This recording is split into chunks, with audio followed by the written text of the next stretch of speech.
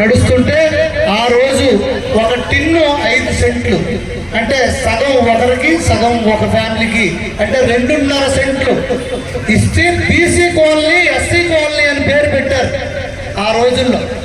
ఈ రోజు BC colony SC colony రోడ్లు వేసి అన్ని ఫెసిలిటీ ఇచ్చి ఆ రోజుల్లోనే ఆయన 2.5 సెంట్లు ఒక్కొక్క కుటుంబానికి ఇచ్చారు. ఈవేళ వాళ్ళ పిల్లలు సపరేట్ అయ్యి ఎయిర్పోర్ట్లు అయి కూడా 2 ఇల్లులు కట్టుకొని అక్కడే మళ్ళీ బతుకుతున్న పరిస్థితి. ఇలాంటి ఎంతో బృహత్తరమైనటువంటి కార్యక్రమాలు ఆయన చేపట్టడం జరిగింది.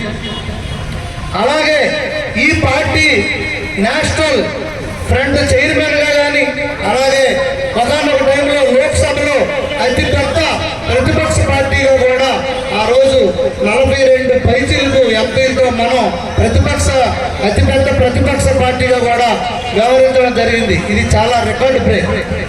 ఎంతో మంది ఎన్నో కుయుక్తులు పొందారు తెలుగుదేశం పార్టీని ధ్వంసం చేయడానికి.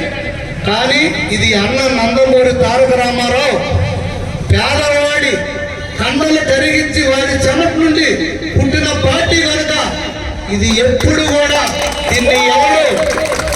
దీన్ని ఏమీ పెగిలించలేరు. ఇది మహావృక్షం, పెద్ద వృక్షం అయింది.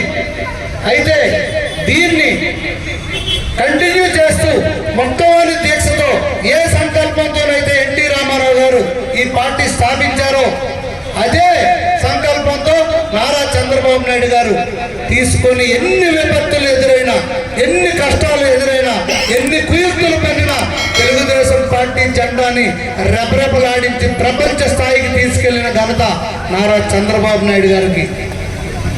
ఈరోజు చంద్రబాబు నాయుడు గారి వయసు మీద పడుతున్న కొద్దీ తెలుగుదేశం పార్టీ జవసత్వాలు నింపడానికి, అలాగే అన్న ఎన్టీ రామారావు గారు ఏ ఉద్దేశంతో అయితే పార్టీ స్థాపించారో అదే ఉద్దేశాన్ని ముందుకు తీసుకెళ్లడానికి మన నారా లోకేష్ బాబు గారు తెలుగుదేశం పార్టీ ప్రధాన కార్యదర్శిగా బాధ్యత తీసుకొని అన్న నందమూరి తారక రామారావు ఏదైతే సమాజమే దేవాలయం, ప్రజలే దేవుళ్ళని నమ్మిన సిద్ధాంతంతో ఈ పార్టీ స్థాపించారో అదే సమాజమే దేవాలయం, ప్రజలే దేవుళ్ళని నినాదంతో నారా లోకేష్ బాబు గారు కూడా 3000 పైచీలకు పాదయాత్ర చేసి ప్రతి ఒక్క పేదవాడి, బడుగు బలహీన వర్గాలు, చేనేత కార్మికుల యొక్క ప్రతి ఒక్క గోడు విని కష్ట సుఖాలు తెలుసుకొని రేపు ప్రభుత్వాన్ని స్థాపించబోతున్నాం.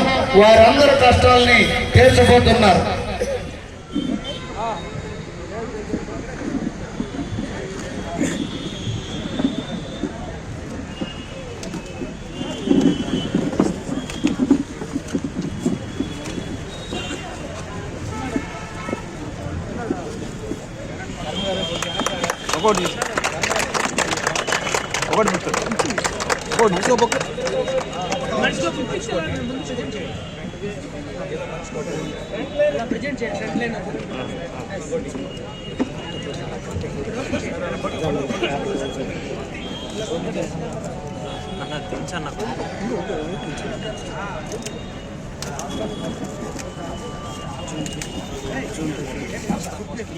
జోహార్ ఎన్టీఆర్, ఎన్టీఆర్, ఎన్టీఆర్.